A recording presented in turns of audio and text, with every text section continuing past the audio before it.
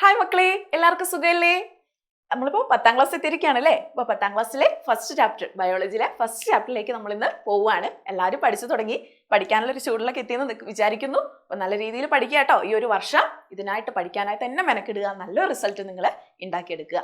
അപ്പോൾ നമുക്കിന്ന് ബയോളജിയിലെ ഏറ്റവും സിമ്പിൾ ആയിട്ടുള്ള ഫസ്റ്റ് ചാപ്റ്റർ പഠിക്കാം. ചാപ്റ്ററിൻ്റെ പേര് എന്ന് പറയുന്നത് ജെനറ്റിക്സ് ഓഫ് ലൈഫ് ആണ്. ജനിതക ശാസ്ത്രത്തെക്കുറിച്ച് പഠിക്കുന്ന ഒരു ചാപ്റ്ററാണ് ഇത്. എന്താ ജെനറ്റിക്സ് എന്ന് കേട്ടിട്ടുണ്ടോ? എന്താ ജെനറ്റിക്സ് എന്ന് പറഞ്ഞാൽ, നമ്മൾ ഇപ്പോൾ ഒരു പരിചയമില്ലാത്തൊരു സ്ഥലത്തോ എവിടെയെങ്കിലുമൊക്കെ ടൂർ പോവോ അല്ലെങ്കിൽ അമ്മ വീട്ടിലോ എവിടെയെങ്കിലുമൊക്കെ പോകുന്ന സമയത്ത് നമ്മൾ ഇതുവരെ കാണാത്ത ആൾക്കാരായിരിക്കും അല്ലേ. പക്ഷെ അവർ നമ്മൾ നോക്കി പറയും ഇന്നാളെ മോനല്ലേ അല്ലെങ്കിൽ ഇന്നാളുടെ മോളല്ലേ എന്നൊക്കെ ചോദിക്കാറുണ്ട് അല്ലേ. നമ്മളുടെ മുഖ ഷേപ്പ് കൊണ്ടോ കളർ കൊണ്ടോ അല്ലെങ്കിൽ മുടി കൊണ്ടോ ഒക്കെ നമുക്ക് അവരുടെ ഒരു ക്യാരക്ടർ കിട്ടും അല്ലേ, പാരൻസിൻ്റെ. അങ്ങനെ നമുക്ക് അവരിൽ നിന്ന് പാരമ്പര്യമായിട്ട് കിട്ടുന്ന ക്യാരക്ടർ, ചില സമയത്ത് ചില സ്വഭാവങ്ങളോ അല്ലെങ്കിൽ ചില കേസിൽ അവരുടെ ഒരു ക്യാരക്ടറേ നമുക്ക് ഉണ്ടാവില്ല. അവരെ പോലെ ആയിരിക്കില്ല നമ്മൾ കാണാനും, ഒന്നും ഏകദേശ ക്യാരക്ടറൊക്കെ മാറ്റം ഉണ്ടാവും. അപ്പോൾ അത് വ്യതിയാനം, അതാണ് വേരിയേഷൻ. അങ്ങനെ ഹെറിഡിറ്റിനെ കുറിച്ചും വേരിയേഷനെ കുറിച്ചും പഠിക്കുന്ന ഒരു ബ്രാഞ്ചിന് പറയുന്ന പേരാണ് ജെനറ്റിക്സ് എന്ന്. അപ്പോൾ ജെനറ്റിക്സിലെ ഫസ്റ്റ് പാർട്ടിലേക്ക് നമുക്ക് പോവാം. അപ്പം ഈ ചാപ്റ്ററിൽ ആദ്യം നമ്മൾ നോക്കാൻ പോകുന്നത് DNA ആണ്. DNA ഫുൾ ഫോം അറിയോ? ഡീഓക്സി റൈബോ ന്യൂക്ലിക് ആസിഡ് എന്നാണ് DNA full form. Deoxyribonucleic acid. Okay, ഈ DNA എവിടെയാണ് കാണപ്പെടുന്നതെന്ന് അറിയോ? DNA കാണപ്പെടുന്ന സ്ഥലമാണ് ആദ്യം നമ്മൾ പഠിക്കുന്നത്. നമുക്കൊക്കെ സെല്ലുണ്ട് അല്ലേ, നമുക്കൊക്കെ സെല്ലുണ്ട്. സെല്ലിൻ്റെ ഉള്ളിൽ എന്താ ഉള്ളത്? സെല്ലിൻ്റെ നടുക്ക് എന്താ ഉള്ളത്? സെല്ലിൻ്റെ നടുക്ക് ന്യൂക്ലിയസ് അല്ലേ. ന്യൂക്ലിയസ് ഉണ്ട്. ന്യൂക്ലിയസിൻ്റെ ഉള്ളിൽ എന്തുണ്ട്? ആരുണ്ട്? കത്രിക പോലെ ഒരാളെ കണ്ടോ ന്യൂക്ലിയസിൻ്റെ ഉള്ളിൽ? അതിന് പറയുന്ന പേരാണ് ക്രോമസോം. ഓക്കെ, സെല്ലിൻ്റെ ഉള്ളിൽ ന്യൂക്ലിയസിൻ്റെ ഉള്ളിൽ ക്രോമസോം ഉണ്ട്. ആ ക്രോമസോമിൻ്റെ ഉള്ളിൽ കാണപ്പെടുന്ന ഒരു സ്ട്രക്ചറാണ് DNA എന്ന് പറയുന്നത്. എന്താ, നമുക്കൊരു എന്തിൻ്റെ ഷേപ്പാണ് തോന്നുന്നത്? ഒരു ഏണിപ്പടീൻ്റെ അല്ലേ, ഒരു ചുറ്റും ഗോവണിയുടെ ഒരു ഷേപ്പ്. ഡബിൾ ഹെലിക്കൽ സ്ട്രക്ചർ എന്ന് പറയും. DNA സ്ട്രക്ചറിന് പറയുന്ന പേരാണ് ഡബിൾ ഹെലിക്കൽ സ്ട്രക്ചർ എന്ന്. ഇങ്ങനെ ചുറ്റുകോണി പോലെ കയറി പോകാൻ പറ്റുന്ന ഒരു സ്ട്രക്ചറാണ് DNA ഉള്ളത്. അപ്പോൾ ആദ്യം നിങ്ങൾ പഠിച്ചു വെക്കേണ്ടത് എവിടെയാണ് കാണപ്പെടുന്നതെന്ന് പഠിക്കണം. എവിടെയാ? സെല്ലിൻ്റെ ഉള്ളിലെ, ന്യൂക്ലിയസിൻ്റെ ഉള്ളിലെ, ക്രോമസോമിൻ്റെ ഉള്ളിൽ ആണ് ആരെ കാണപ്പെടുന്നത്? DNA കാണപ്പെടുന്നത്. ഇനി നമുക്ക് DNA കുറച്ച് ചരിത്രം പഠിക്കാം. ഞാൻ നേരത്തെ പറഞ്ഞു DNA സ്ട്രക്ചർ എന്താ പറഞ്ഞത്? Double helical structure. Then DNA കണ്ടുപിടിച്ച 2 പേരുണ്ട്, ജെയിംസ് വാട്സണും ഫ്രാൻസിസ് ക്രിക്കും. 2 പേരുണ്ട്, ജെയിംസ് വാട്സൺ ആൻഡ് ഫ്രാൻസിസ് ക്രിക്കാണ് DNA കണ്ടുപിടിച്ചത്.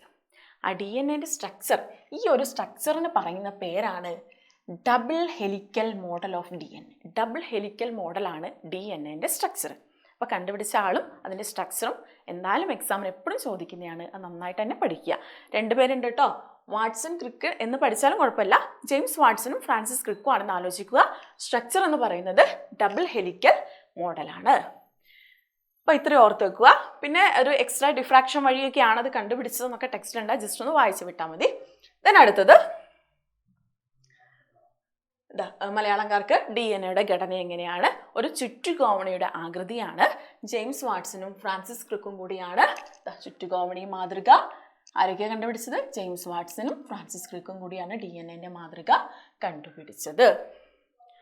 ദെൻ പിന്നെ നമ്മൾ അതിൻ്റെ സ്ട്രക്ചറിലേക്ക് പോവുകയാണ് അല്ലേ. നമ്മൾ പറഞ്ഞു ഡബിൾ ഹെലിക്കൽ സ്ട്രക്ചർ അല്ലേ. ഒരു ചുറ്റുകോമണി പോലെയാണ് DNA കാണപ്പെടുന്നത് അല്ലേ. ഒരു ചുറ്റുകോമണി പോലെ ലൈറ്റ് ഹൗസിലൊക്കെ നമ്മൾ കയറി പോകുന്ന സമയത്ത് ഇങ്ങനെ റൗണ്ടായി കയറി പോകണം, അതുപോലെയാണ് കാണപ്പെടുന്നത്. അതിങ്ങനെ സ്ട്രാൻഡുകളും ഒരുപാട് സ്ട്രിപ്സുകളും ഉണ്ട് അല്ലേ. സ്ട്രിപ്സുകളും 2 സ്ട്രാൻഡുകളൊക്കെയാണ് ഇതിൽ കാണപ്പെടുന്നത്. ദെൻ ഇതിൻ്റെ സ്ട്രക്ചറാണ് ഇനി പറയുന്നത്. ഈ ഒരു സ്ട്രക്ചർ അല്ലേ, നമ്മളൊരു ചുവര്, നമുക്കൊക്കെ വീട്ടിൽ ഭിത്തിയുണ്ട് അല്ലേ, അല്ലെങ്കിൽ ചുമരുണ്ട് അല്ലേ. ആ ചുമര് എന്തുകൊണ്ടാണ് ഉണ്ടാക്കിയിരിക്കുന്നത്? കട്ട ഇങ്ങനെ അടുക്കി വെച്ചിട്ടാണ് അല്ലേ. കട്ടകൾ അടുക്കി വെച്ചിട്ടാണ് നമ്മൾ ചുമര് ഉണ്ടാക്കിയിരിക്കുന്നത്. അതുപോലെ DNA ഈ സ്ട്രക്ചർ ഉണ്ടാക്കിയിരിക്കുന്നത് ഒരുപാട് ന്യൂക്ലിയോടൈഡ്സുകൾ ചേർത്ത് വെച്ചുകൊണ്ടാണ്. ഒരുപാട് ന്യൂക്ലിയോടൈഡ്സുകൾ ചേർത്ത് വെച്ചാണ് DNA സ്ട്രക്ചർ ഉണ്ടാക്കിയത്. ഇതാണ് ന്യൂക്ലിയോടൈഡ്. ഒരുപാട് ന്യൂക്ലിയോടൈഡുകൾ ചേർത്ത് വെച്ചുകൊണ്ടാണ് DNA ഈ ഡബിൾ ഹെലിക്കൽ മോഡൽ സ്ട്രക്ചർ ഉണ്ടാക്കിയിരിക്കുന്നത്. ദെൻ DNA ആ ന്യൂക്ലിയോടൈഡിൻ്റെ സ്ട്രക്ചർ വളരെ ഇമ്പോർട്ടൻ്റ് ആണ്. അപ്പോൾ ന്യൂക്ലിയോടൈഡ് എങ്ങനെയാണെന്ന് അടുത്ത് നമുക്ക് പഠിക്കാം.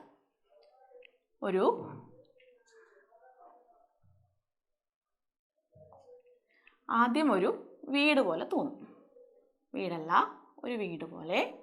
ദെൻ ഇവിടെ നിന്ന് ഒരു വട്ടം തോന്നും. ദെൻ ഇവിടെ നിന്ന് ഒരു ചതുരം. ഇങ്ങനെയാണ് ന്യൂക്ലിയോടൈഡിൻ്റെ സ്ട്രക്ചർ എന്ന് പറയുന്നത്. ഇതുപോലുള്ള ന്യൂക്ലിയോടൈഡ്സ് ഒരുപാട് അറേഞ്ച് ചെയ്തിട്ടാണ് DNA ഇങ്ങനെയൊരു സ്ട്രക്ചർ കിട്ടിയത്. ഇവിടെ കണ്ടോ ആ ഒരു സ്ട്രക്ചർ? ഒരു വട്ടം, പിന്നെ ഒരു വീട് പോലെ, പിന്നെ ഒരു മതിൽ പോലെ. ഒരു സ്ട്രാൻഡ് എന്ന് പറയുന്നത് അടുത്ത സ്ട്രാൻഡ് കണ്ടോ? അങ്ങനെ 2 സ്ട്രാൻഡുകളായിട്ടാണിത് ന്യൂക്ലിയോടൈഡ് അറേഞ്ച് ചെയ്തിട്ട് DNA ആ ഒരു സ്ട്രക്ചർ കിട്ടിയത്. എന്നാൽ ഈ വട്ടത്തിന് നമ്മളൊരു പേര് പറയും. ഈ വട്ടത്തിന് പറയുന്ന പേരാണ് ഫോസ്ഫേറ്റ്. ആ വട്ടത്തിന് പറയുന്ന പേരാണ് ഫോസ്ഫേറ്റ് എന്ന് പറയും. ആ വട്ടത്തിന് പറയുന്ന പേരെന്താ? ഫോസ്ഫേറ്റ്. ദെൻ നമ്മളൊരു വീടില്ലേ, നമ്മളെ വീട്ടിലൊക്കെ എന്തുണ്ട്? ഷുഗർ ഉണ്ട് അല്ലേ? വീട്ടിലൊക്കെ പഞ്ചസാര ഇല്ലാത്ത വീട് ആരെങ്കിലും ഉണ്ടോ? ഇല്ല. അപ്പോൾ ഇതൊരു വീട് പോലെയാണ്. അപ്പം അങ്ങനെ ആലോചിച്ച് നോക്കുക. വീട് പോലെയുള്ള ആ ഒരു ഭാഗത്തിന് പറയുന്ന പേരാണ് ഷുഗർ മോളിക്യൂൾ. ഷുഗർ മോളിക്യൂൾ എന്നാണ് പറയുക, ഷുഗർ മോളിക്യൂൾ. അപ്പോൾ DNA ഷുഗർ മോളിക്യൂൾ വളരെ ഇമ്പോർട്ടൻ്റ് ആണ്. ആ ഷുഗർ മോളിക്യൂളിന് പറയുന്ന പേര് ഡിയോക്സി റൈബോ ഷുഗർ എന്നാണ്. എന്താണ് പറയുന്നത്? Deoxy റൈബോ sugar. അത് ഇമ്പോർട്ടൻ്റ് ആണ്, അത് പഠിച്ചു വെക്കണം കേട്ടോ. ഡിയോക്സി റൈബോ ഷുഗർ ഇതാ ഇവിടെയുണ്ട്.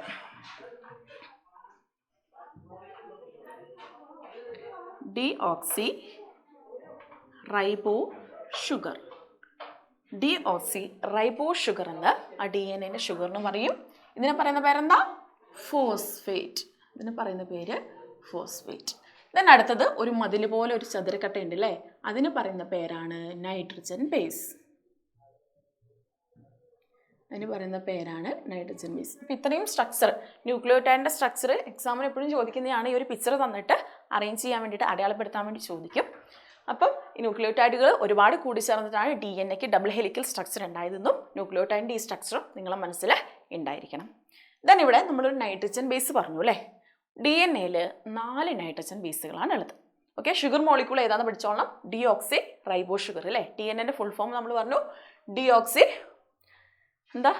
DNA സ്ട്രക്ചർ ഇത് പറഞ്ഞത് ഡിയോക്സി റൈബോ ന്യൂക്ലിക് ആസിഡ് എന്നാണ് DNA ഫുൾ ഫോം പറയുന്നത്. അതിൽ നിന്ന് തന്നെയാണ് ആ ഒരു ഷുഗർ കിട്ടിയത്, ഡിയോക്സി റൈബോ ഷുഗർ എന്ന് കിട്ടിയത്.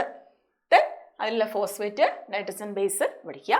പിന്നെ DNA 4 നൈട്രജൻ ബേസുകളാണ് ഉള്ളത്. ഓക്കെ, DNA 4 നൈട്രജൻ ബേസുകളാണ് ഉള്ളത്. അത് ഏതൊക്കെയാന്ന് നോക്കാം. ഒന്നാമത്തതാണ് അഡിനിൻ. ഇതവിടെ കൊടുത്തിട്ടുണ്ട്.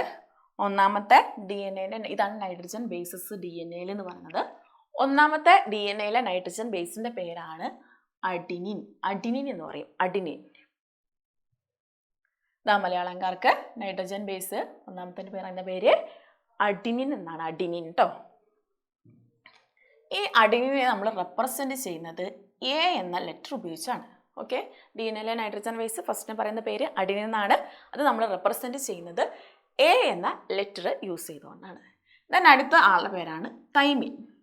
അടുത്ത നൈട്രജൻ ബേസ് ആണ് തൈമിൻ. ആ തൈമിനെ നമ്മൾ റെപ്രസെന്റ് ചെയ്യുന്നത് T ഉപയോഗിച്ചിട്ടാണ്. ക്യാപിറ്റൽ ലെറ്റർ T ഉപയോഗിച്ചിട്ടാണ് അടുത്തത് റെപ്രസെന്റ് ചെയ്തത്. തൈമിൻ. തൈമിനെയും ഇവിടെ T എന്നും അഡിനിനെ A എന്നും നമ്മൾ റെപ്രസെന്റ് ചെയ്യും. ദെൻ അടുത്തത് മൂന്നാമത്തെ ആളുടെ പേരാണ് ഗ്വാനിൻ. ഗ്വാനിൻ എന്ന് പറയും, റെപ്രസെന്റ് ചെയ്യുന്നത് G എന്ന ലെറ്റർ ഉപയോഗിച്ചിട്ടാണ്. ഗ്വാനിൻ എന്ന് പറയും, G എന്ന ലെറ്റർ ഉപയോഗിച്ചിട്ടാണ് റെപ്രസെന്റ് ചെയ്യുന്നത്. ഓക്കെ, ദെൻ അടുത്തത് ലാസ്റ്റ് വൺ ആണ് സൈറ്റോസിൻ എന്ന് പറയും. സൈറ്റോസിൻ C എന്ന ലെറ്റർ കൊണ്ട് റെപ്രസെന്റ് ചെയ്യും. സൈറ്റോസിൻ എന്ന് പറയുന്നു CL. അപ്പം DNA നൈട്രജൻ ബേസുകൾ ഏതൊക്കെയാണെന്ന് ചോദിച്ചാൽ അഡിനിൻ, തൈമിൻ, ഗ്വാനിൻ, സൈറ്റോസിൻ. അങ്ങനെ 4 നൈട്രജൻ ബേസ് ഉണ്ട്. ഏതായിരുന്നു DNA കാണപ്പെടുന്ന ഷുഗർ മോളിക്യൂൾസ് എന്ന് പറയുന്നത്? Deoxy റൈബോ sugar. ദെൻ അടുത്തത് വട്ടത്തിലാര? വട്ടത്തിൽ ഫോസ്ഫേറ്റ്. വീട്ടിൽ ഷുഗർ മോളിക്യൂൾസ്. മതിലിന്റെ മുകളിൽ ആരാണ്? നൈട്രജൻ ബേസുകൾ. ഓക്കെ, എത്ര നൈട്രജൻ ബേസ് ഉണ്ട്? 4 നൈട്രജൻ ബേസുകളാണ് ഉള്ളത്. ദെൻ ഇവിടെ ഒരു പ്രത്യേകത ഉണ്ട്. ഈ അഡിനിൻ എങ്ങനെ വന്നാലും തൈമിനുമായിട്ട് മാത്രമേ ബോണ്ട് ക്രിയേറ്റ് ചെയ്യുള്ളൂ. ഈ അഡിനിൻ തൈമിന് മാത്രമായിട്ടേ ബോണ്ട് അല്ലേ? ബോണ്ടിങ് ഒക്കെ നമ്മൾ 9ാം ക്ലാസ്സിലെ കെമിസ്ട്രിയിൽ നല്ല രീതിയിൽ പഠിച്ചതാണ് അല്ലേ? അപ്പം ഈ അഡിനിൻ എന്ന ആള് തൈമിനുമായിട്ട് മാത്രമേ ബോണ്ട് ചെയ്യുള്ളൂ. ആ ബോണ്ട് എന്ന് പറയുന്നത് ഡബിൾ ബോണ്ട് ആയിരിക്കും. ശ്രദ്ധിക്കണേ, അഡിനിൻ ആരുമായിട്ടോ ബോണ്ട് ചെയ്യുള്ളൂ? തൈമിനുമായിട്ടും ബോണ്ട് ചെയ്യുള്ളൂ. അത് എന്ത് ബോണ്ടാണ്? ഡബിൾ ബോണ്ട് ആയിരിക്കും. ഇതിനടുത്തത് ഗ്വാനിൻ. ഗ്വാനിൻ ആരുമായിട്ട് ബോണ്ട് ക്രിയേറ്റ് ചെയ്യുള്ളൂ? സൈറ്റോസിനുമായിട്ട് ബോണ്ട് ക്രിയേറ്റ് ചെയ്യുള്ളൂ. അത് എന്ന് പറയുന്നത് ട്രിപ്പിൾ ബോണ്ട് ആയിരിക്കും കേട്ടോ. അഡിനിൻ തൈമിനുമായിട്ട് ഡബിൾ ബോണ്ടും ഗ്വാനിൻ സൈറ്റോസിനുമായിട്ട് ട്രിപ്പിൾ ബോണ്ടുമാണ് ക്രിയേറ്റ് ചെയ്യുക. ഇവരൊരിക്കലും അങ്ങോട്ടും ഇങ്ങോട്ടും മാറി ബോണ്ട് ചെയ്യില്ല.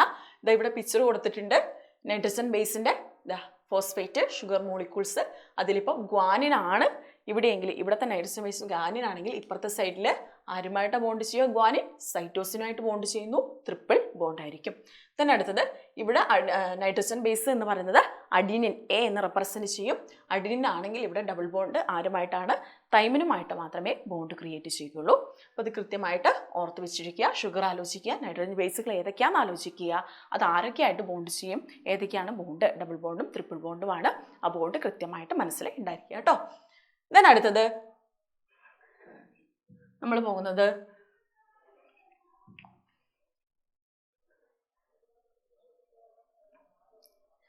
നമ്മൾ അടുത്തത് പോകുന്നത് സ്ട്രക്ചർ ഓഫ് ക്രോമസോം. നമ്മൾ നേരത്തെ ക്രോമസോം പഠിച്ചു അല്ലേ? ക്രോമസോം എവിടെയാണ് കാണപ്പെടുന്നതെന്ന് പറഞ്ഞാൽ സെല്ലിൻ്റെ ഉള്ളിലെ ന്യൂക്ലിയസിൻ്റെ ഉള്ളിലാണ് എന്ത് കാണപ്പെടുന്നത്? ക്രോമസോം. ക്രോമസോമിൻ്റെ ഉള്ളിലാണ് ആര് നമ്മൾ കണ്ടപ്പെട്ടത്? ഇപ്പോൾ പഠിച്ചാൽ DNA അല്ലേ? DNA നമ്മൾ അവിടെയാണ് കണ്ടപ്പെട്ടത്? ക്രോമസോം. അപ്പോൾ ക്രോമസോമിനെ കുറിച്ചാണ് അടുത്ത് നമ്മൾ നോക്കാൻ പോകുന്നത്. ഇതാണ് ക്രോമസോമിൻ്റെ ഒരു സ്ട്രക്ചർ എന്ന് പറയുന്നത്. ഇത് കണ്ടോ? DNA കണ്ടോ? ക്രോമസോമിൻ്റെ ഉള്ളിലുള്ള DNA കണ്ടു അല്ലേ? അപ്പോൾ ക്രോമസോം എന്ന് പറയുന്നത് എന്തൊക്കെ കൂടി ചേർന്നിട്ടാണെന്നറിയോ? ക്രോമസോമിൻ്റെ ഉള്ളിൽ 2 കമ്പോണൻസ് ഉണ്ട്.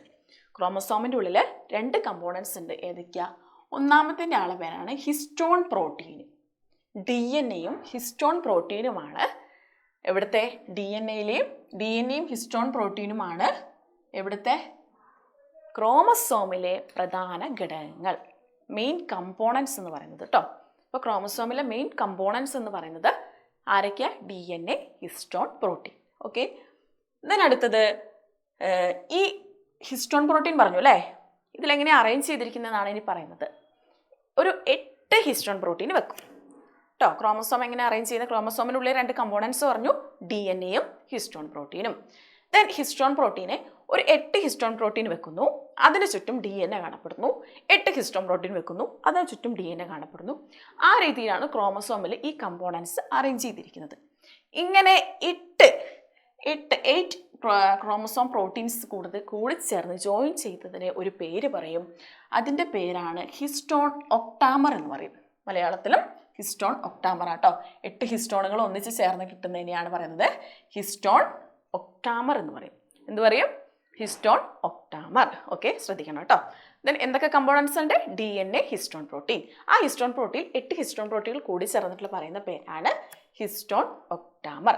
ദെൻ ഈ ഹിസ്റ്റോൺ ഒക്ടാമറിനെ ഒരു 8 ഹിസ്റ്റോൺ ഒക്ടാമറിനെ കവർ ചെയ്തുകൊണ്ട് അല്ലെങ്കിൽ ലെയർ ചെയ്തുകൊണ്ട് ആരെ കാണപ്പെടുന്നു? DNA-നെ കാണപ്പെടുന്നു. അങ്ങനെ ഹിസ്റ്റോൺ ഒക്ടാമർ നമ്മൾ പറഞ്ഞു അല്ലേ? 8 ഹിസ്റ്റോൺ പ്രോട്ടീനുകൾ ചോടി തന്നത്, അതും പ്ലസ് DNA അതിനെ വലയം ചെയ്തുകൊണ്ട് DNA-നെ കാണപ്പെടുന്നുണ്ട്. അതിനെ മറ്റൊരു പേര് പറയും. അതിൻ്റെ പേരാണ് ന്യൂക്ലിയോസോംസ്. അതിന് പറയുന്ന പേരാണ് ന്യൂക്ലിയോസോം. ഇതിവിടെ ഉണ്ട് കേട്ടോ. ഹിസ്റ്റോൺ ഒക്ടാമറും DNA-യും കൂടി ചേർന്നിട്ടുള്ള ആ ഒരു കമ്പോണൻസിനെ പറയുന്ന പേരാണ് ന്യൂക്ലിയോസോം. ഇങ്ങനെ ഒരുപാട് ന്യൂക്ലിയോസോംസുകൾ തിരിച്ചും മറിച്ചൊക്കെ അറേഞ്ച് ചെയ്തിട്ടാണ് ലാസ്റ്റ് എന്ത് ഫോം ചെയ്യുന്നത്? ക്രോമസോം ഉണ്ടാക്കുന്നത്. ക്ലിയർ? ആദ്യം എന്തുണ്ട്? DNA, histone protein. 8 histone protein കൂടി ചേർന്നപ്പോൾ ഹിസ്റ്റോൺ ഒക്ടാമർ. ഈ ഹിസ്റ്റോൺ ഒക്ടാമറും DNA-യും ചേർന്നിട്ട് എന്തുണ്ടായി? ന്യൂക്ലിയോസോം. അങ്ങനെ ഒരുപാട് ന്യൂക്ലിയോസോംസുകൾ കൂടി ചേർന്നിട്ടാണ് എന്തുണ്ടായത്? ക്രോമസോമ് ഉണ്ടായിരിക്കുന്നത്. ക്ലിയർ ആണോ? അപ്പോൾ ക്രോമസോം ഇന്ന് നമ്മൾ പഠിച്ചു, DNA പഠിച്ചു അല്ലേ? DNA കണ്ടുപിടിച്ച ആളുടെ പേര് പഠിക്കുക. 2 പേരുണ്ട് അല്ലേ? ആരൊക്കെയാ? ജെയിംസ് വാട്സണും ഫ്രാൻസിസ് ക്രിക്കും കൂടിയാണ് DNA കണ്ടുപിടിച്ചത്. DNA-യുടെ സ്ട്രക്ചർ ആലോചിക്കുക. ഡബിൾ ഹെലിക്കൽ സ്ട്രക്ചറാണ്. ആ സ്ട്രക്ചർ എന്തുകൊണ്ടാണ് ഉണ്ടാക്കിയിരിക്കുന്നത്? ന്യൂക്ലിയോടൈഡ്. അപ്പോൾ ന്യൂക്ലിയോടൈഡിൻ്റെ സ്ട്രക്ചറും അവിടെ ഇമ്പോർട്ടൻ്റ് ആണ്. എന്തൊക്കെയുണ്ട്? ഷുഗർ മോളിക്യൂൾ ഉണ്ട്, നൈട്രജൻ ബേസ് ഉണ്ട്, ഫോസ്ഫേറ്റ് ഉണ്ട്. അവിടെ 4 നൈട്രജൻ ബേസ് പറഞ്ഞു അല്ലേ? ഓരോന്ന് ആരുമായിട്ടാണ് ബോണ്ട് ചെയ്യുന്നതും പഠിച്ചു. ദെൻ നമ്മൾ എവിടേക്ക് എത്തി? ക്രോമസോമിലേക്ക് എത്തിയില്ലേ? ക്രോമസോമിൻ്റെ ഉള്ളിലാണ് ആര് കാണപ്പെടുന്നത്? DNA മാത്രമല്ല, ക്രോമസോമിൻ്റെ ഉള്ളിൽ ഹിസ്റ്റോൺ പ്രോട്ടീനും ഉണ്ട്.